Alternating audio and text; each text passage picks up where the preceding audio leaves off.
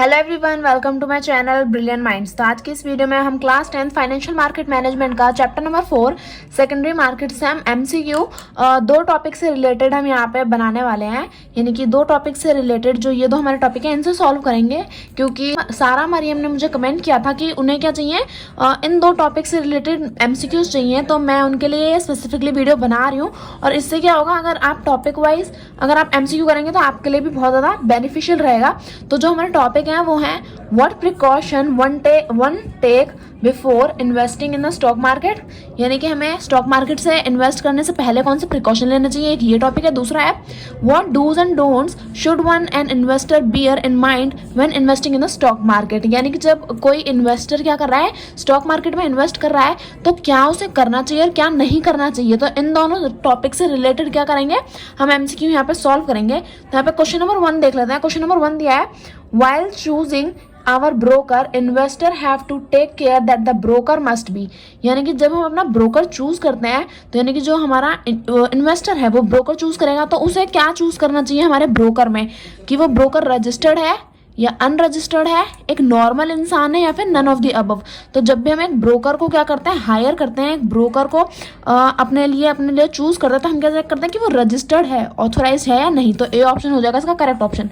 Question number 2 दिया है, do you need to take contract note for all your transaction. यानी कि आप जितने भी ट्रांजेक्शन करते हैं, जितने भी ट्रेड आप करते हैं, तो क्या आपको लगता है कि आपको सबके लिए अपना कॉन्ट्रैक्ट नोट लेना चाहिए। तो no, maybe, yes, all of the above. तो जब हम कॉन्ट्रैक्ट नोट क्या होता है, जो हमारी ट्रांजेक्शन हुई है उसके लिए क्या है, एक कन्फर्मेशन नोट। तो यस, हमें अपनी जितनी भी ट्रांजेक्शन हम कर रहे हैं तो उन सभी के लिए क्या चाहिए, हमें कॉन्ट्रैक्ट नोट अपने ब्रोकर से लेना चाहिए। क्वेश्चन नंबर 3 हमें यहाँ पे दे रखा है, in what time period you have to take your contract note from your broker। यानी कि अगर आप कॉन्ट्रैक्ट नोट लेते हैं तो कितने टाइम के अंदर अंदर आपको क्या करना है, अपने ब्रोकर से अपना कॉन्ट्रैक्ट नोट लेना है। 1 महीने के अंदर, 1 वर्किंग डे यानी कि 1 दिन के अंदर, यानी कि हम कह सकते हैं 24 घंटे के अंदर, 2 मंथ यानी कि 2 महीने के अंदर, या फिर 2 दिन के अंदर यानी कि 48 आवर्स के अंदर। तो जो भी हमारा कॉन्ट्रैक्ट नोट है, जब हम कोई ट्रेडिंग करते हैं, ट्रांजैक्शन करते हैं, तो हमें इन 1 वर्किंग डे यानी कि 24 घंटे के अंदर अपने ब्रोकर से क्या लेना चाहिए, अपना कॉन्ट्रैक्ट नोट हमें ले लेना चाहिए। क्वेश्चन नंबर 4 हमें दिया है, इफ योर फाइनेंशियल एडवाइजर और broker advise you to invest in any company which you have never heard of, should you invest your money. यानी कि अगर आपका जो इंटरमीडियरी है, जो आपको ब्रोकर है या फिर फाइनेंशियल एडवाइजर है जो आपकी हेल्प कर रहा है ट्रेडिंग में, तो अगर वो आपको एक ऐसी कंपनी का नाम बताए कि जिसके बारे में ना तो आपने कभी सुना है, ना आपको उस कंपनी के बारे में पता है, लेकिन वो आपसे कह रहा है कि आप अपना पैसा उस कंपनी में इन्वेस्ट कर दो, तो आप क्या करोगे। यस यानी कि कर दोगे, but I ask my broker once यानी कि एक और बार अपने ब्रोकर से पूछोगे। बी दिया no, I do not check यानी कि वेरीफाई नहीं करोगे उस कंपनी के बारे में, नहीं अपना मतलब पैसा भी इन्वेस्ट नहीं करेंगे और उस कंपनी के बारे में वेरीफाई भी नहीं करेंगे। सी दिया यस आई विल डू, बिना कुछ सोचे समझे ये अपने ब्रोकर के कहने पे ये अपना क्या कर देंगे, इन्वेस्ट कर देंगे। और डी दिया है no, first I verify about company. तो यानी कि नहीं, मैं उसके ब्रोकर के कहने पे ही इन्वेस्ट नहीं करूंगा, फर्स्ट पहले क्या करूंगा, उस कंपनी के बारे में वेरीफाई करूंगा। तो यानी कि अगर आपका कोई ब्रोकर या फाइनेंशियल एडवाइजर आपको एडवाइस करता है कि इस फलाना कंपनी में आप क्या करो, अपना पैसा इन्वेस्ट करो, तो आपको क्या करना है, नहीं करना। पहले क्या करना है, मतलब नहीं करना मतलब पहले उसके कहने पे ही तुरंत अपना पैसा इन्वेस्ट मत करो। पहले क्या करो, उस कंपनी के बारे में वेरीफाई करो, उसके बाद ही क्या करना चाहिए, इन्वेस्टमेंट करनी चाहिए। तो यानी कि तुरंत इन्वेस्टमेंट नहीं करनी चाहिए, पहले कंपनी के बारे में इन्वेस्ट करो, और सॉरी कंपनी के बारे में वेरीफाई करो, उसके बाद इन्वेस्टमेंट करनी चाहिए। क्वेश्चन नंबर 5 दिया है, वी यानी कि यहाँ पे वी कौन है, इन्वेस्टर्स। तो investors always have to stay alert from, यानी कि जो इन्वेस्टर्स होते हैं उन्हें हमेशा किस चीज़ से अलर्ट रहना चाहिए, किस चीज़ से सावधान रहना चाहिए।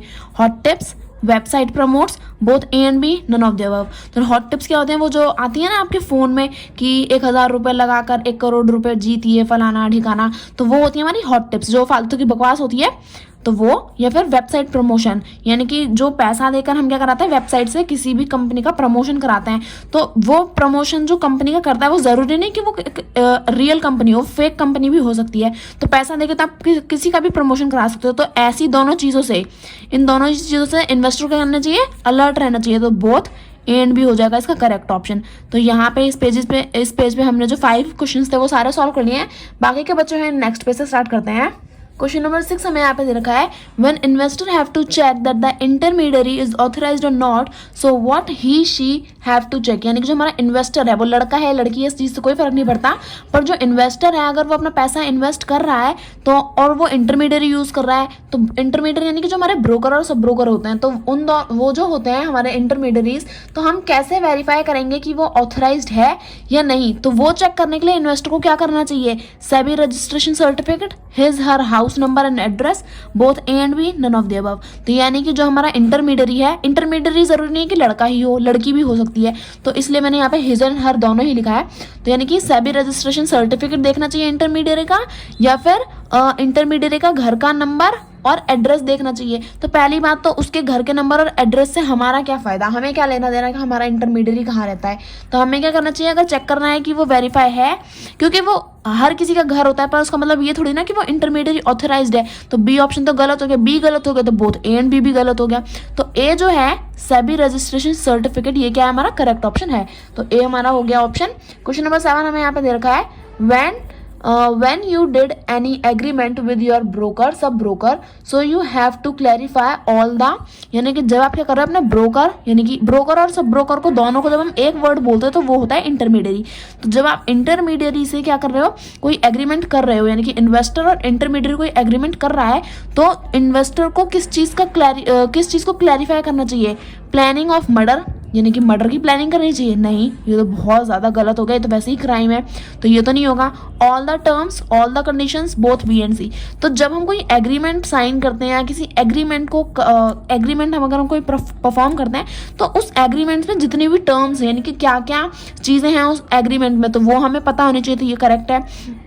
All the condition of the agreement, यानी कि एग्रीमेंट की कंडीशंस क्या है, कि क्या रिस्क है, क्या इंटरेस्ट है, आलतू फालतू की चीज़ें, मतलब जो भी इंपॉर्टेंट चीज़ें हैं वो, आलतू फालतू नहीं, जो भी इंपॉर्टेंट चीज़ें हैं वो, तो यानी कि सारी टर्म्स एंड कंडीशंस जो हैं वो हमें क्लैरिफाई करनी चाहिए। तो बोथ बोथ बी एंड सी हो जाएगा इसका करेक्ट आंसर। क्वेश्चन नंबर 8 हमें दिया है your contract note consist details such as, यानी कि जो आपका कॉन्ट्रैक्ट नोट होता है उसमें कौन कौन सी डिटेल्स होती हैं। तो ब्रोकर नेम, यस होती हैं, ट्रेड टाइम एंड नंबर, हाँ ये भी होती हैं, ट्रांजैक्शन प्राइस, ये भी होता है हमारे कॉन्ट्रैक्ट नोट में, ब्रोकेज यानी कि हमारा जो ब्रोकर है वो कितना पैसा लेगा, तो ये भी होता है। तो ये चारों चीज़ें होती हैं।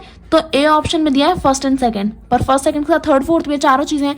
तो अगर हम देखें हमारा D option all of the above, तो ये क्या हो जाएगा हमारा करेक्ट ऑप्शन हो जाएगा। तो ये क्वेश्चन नंबर 8 हो गया। क्वेश्चन नंबर 9 दिया है which website you can use for the trade verification, यानी कि अपने ट्रेड जब आप क्या कर रहे हो, आप ट्रेड कर रहे हो, लेकिन अगर आपको डाउट है कि आपका इंटरमीडियरी जो है वो शायद गलत काम कर रहा है, या फिर आपको क्या करना है, आपको जानना है, आप खुद जानने में इंटरेस्टेड हैं कि सब कुछ सही से चल रहा है, सब कुछ सही काम हो रहा है या नहीं, तो अगर आप अपनी ट्रेड को वेरीफाई करना चाहते हो तो आप कौन सी वेबसाइट को यूज़ करोगे, www.nsc.indian.com या फिर www.nscindia.com, www.google.com, www.tradeverification.com।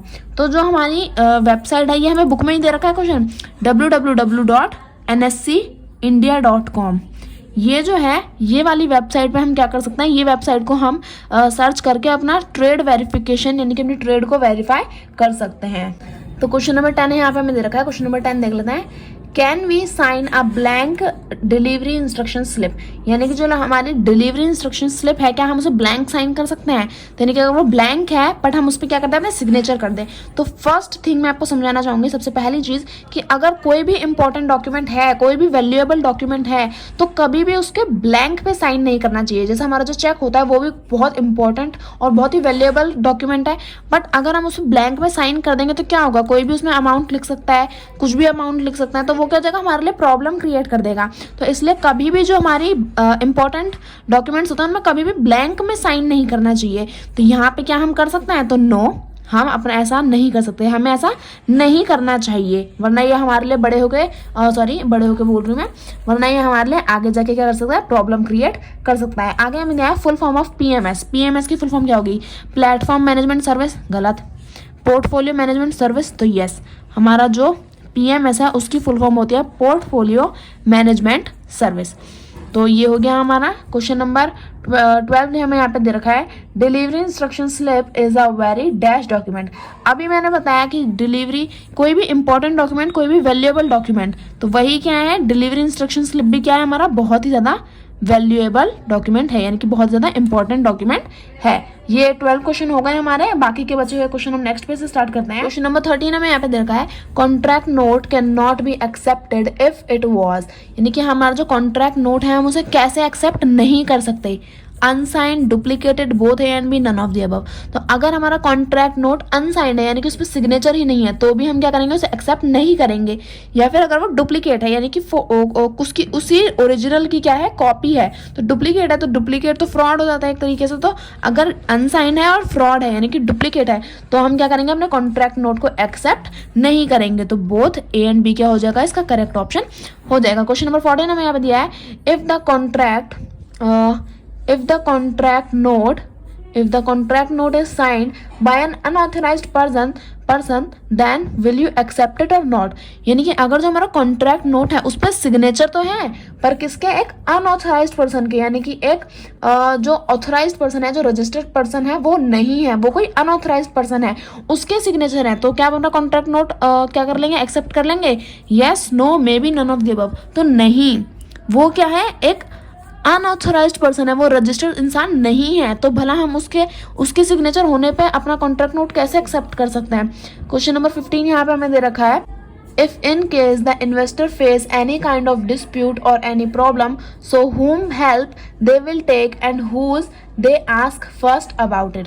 तो यानी कि अगर क्या है, अगर हमारा इन्वेस्टर है, उसने कोई ट्रेडिंग करी अपनी सिक्योरिटीज़ की, तो अगर उसे कोई डिस्प्यूट, यानी कि उस ट्रेडिंग से रिलेटेड कोई झगड़ा या कोई इशू आ रहा है या कोई प्रॉब्लम है, तो वो किसकी हेल्प लेगा और सबसे पहले वो किसको बताएगा अपनी प्रॉब्लम के बारे में। तो सेबी को, ब्रोकर को, मदर को, इश्यूअर को। तो अगर इन्वेस्टर किसकी हेल्प ले रहा है, इंटरमीडियरी की हेल्प ले रहा है अपनी सारी प्रॉब्लम्स को सॉल्व करने के लिए, तो अगर उसे कोई प्रॉब्लम आती है तो वो सबसे पहले किसको बताएगा, अपने ब्रोकर या सब ब्रोकर को। तो यहाँ पे ब्रोकर दिया, तो हम यहाँ पे ब्रोकर पे टिक कर देंगे। क्वेश्चन नंबर 16 हमें यहाँ पे दे रखा है, if your broker can not help you in solving your problem then what the investor will do. अगर आपने अपने ब्रोकर को अपनी प्रॉब्लम बताई और उसके बाद भी आपकी प्रॉब्लम क्या है, सॉल्व नहीं हो रही है, आपका ब्रोकर आपकी हेल्प नहीं कर पा रहा, तो फिर आप किसकी हेल्प लोगे, यानी कि इन्वेस्टर फिर आगे क्या करेगा। तो ए ऑप्शन दिया है, bring it to the attention of the issuer, don't do anything, ask God for help, bring it to the attention of ISC, यानी कि जिसने वो सिक्योरिटी इशू करी है उसके सामने उस प्रॉब्लम को लेके जाना है। तो जिसने इशू करी है वो भला आपकी क्या हेल्प करेगा, तो ये तो गलत हो गया। डू नॉट डू एनीथिंग, अगर आपको कोई प्रॉब्लम है तो आप उसको सॉल्यूशन ढूंढोगे, ऐसा नहीं कि कुछ भी नहीं करोगे, तो बी ऑप्शन भी गलत हो गया। आस्क गॉड फॉर हेल्प, यानी कि भगवान से मदद की वो करोगे, गुहार लगाओगे, तो भगवान तो आएंगे नहीं आपकी हेल्प करने, तो ये भी गलत हो गया। बाकी का बचा हमारा D option, bring it to the attention of ISC। तो यानी कि जो ISC होता है हमारा इन्वेस्टर सर्विस सेल, उसके सामने हम अपनी प्रॉब्लम को क्या करेंगे, इशू करेंगे, उसके सामने अपनी प्रॉब्लम को क्या करेंगे, प्रेजेंट करेंगे, ताकि वो क्या कर सके, हमारी हेल्प कर सके। तो जो हमारा डी ऑप्शन है वो क्या हो जाएगा, हमारा करेक्ट ऑप्शन हो जाएगा। क्वेश्चन नंबर 17 हमें दिया है, फुल फॉर्म ऑफ ISC। अभी बताइए ISC की फॉर्म क्या होती है। ISC की फुल फॉर्म होती है इन्वेस्टर सर्विस सेल। तो क्वेश्चन नंबर 17 भी हो गया। क्वेश्चन नंबर 18 दिया है, investor service cell is also known as, जो हमारा इन्वेस्टर सर्विस सेल है उसे हम क्या कहते हैं, उसका दूसरा नाम भी होता है investor grievance cells, investor grievance cell, Indian service cell, both A and B, none of the above. तो इंडियन सर्विस सेल नाम की कोई चीज़ नहीं होती, तो ये गलत हो गया, बोथ ए एंड बी भी गलत हो गया। तो जो हमारा ए ऑप्शन है इंडियन ग्रीवेंस सेल, ये क्या हो जाएगा, हमारा करेक्ट ऑप्शन हो जाएगा। तो अब जो हमारा लास्ट क्वेश्चन है, क्वेश्चन नंबर 19, वो भी मैं आपको दिखा देती हूँ। क्वेश्चन नंबर 19 दिया है, by logging a complaint with investor grievance cell who have to submit the copies of the relevant documents। तो यानी कि जब हम इन्वेस्टर ग्रीवेंस सेल के सामने क्या करता है, अपनी कंप्लेंट को क्या करता है, लॉग इन करता है, यानी कि कंप्लेंट बताते हैं, तो किसको जो है रेलिवेंट डॉक्यूमेंट्स की कॉपी देनी पड़ती है। रेलिवेंट डॉक्यूमेंट्स जैसे हमारे कॉन्ट्रैक्ट नोट हो गए, हमारी पे स्लिप्स हो गई कि हमने अपने ट्रेड के लिए, अपनी सिक्योरिटीज़ के लिए कितना पे कर दिया है अभी तक, यानी कि जो भी हमारी फाइनेंशियल स्टेटमेंट्स हैं वो, उन सब की क्या फोटो कॉपीज कौन इश्यू करेगा, कौन सबमिट करेगा अपने इन्वेस्टर ग्रीवेंस सेल को। तो देखो प्रॉब्लम किसे है, प्रॉब्लम ब्रोकर को है क्या, नहीं। इश्यूअर को है, नहीं। इन्वेस्टर को प्रॉब्लम है ना, क्योंकि इन्वेस्टर जब अपना पैसा इन्वेस्ट कर रहा है तो उसे प्रॉब्लम फेस करनी पड़ रही है। तो जो अब जब कंप्लेंट करेगा तो वो इन्वेस्टर ग्रीवेंस सेल को कौन ये सारी कॉपीज देगा? इन्वेस्टर देगा। बैंक से क्या लेना देना, मतलब बैंक को क्या फर्क पड़ता है आपका पैसा डूबे आपका पैसा बचे? तो बैंक, ब्रोकर और इश्योर को कोई फर्क नहीं पड़ता, जिससे प्रॉब्लम है वही क्या करेगा, कॉपीज को सबमिट करेगा। तो इसी के साथ हमारे 19 क्वेश्चन कंप्लीट हो गए इन दोनों टॉपिक्स में से। तो आई होप आप सभी के लिए ये जो वीडियो है ये काफी ज्यादा बेनिफिशियल रही होगी और आपको और क्वेश्चंस भी जानने को मिले होंगे। तो वीडियो अच्छी लगे तो प्लीज वीडियो को लाइक करें and subscribe my channel for more videos. Thank you for watching.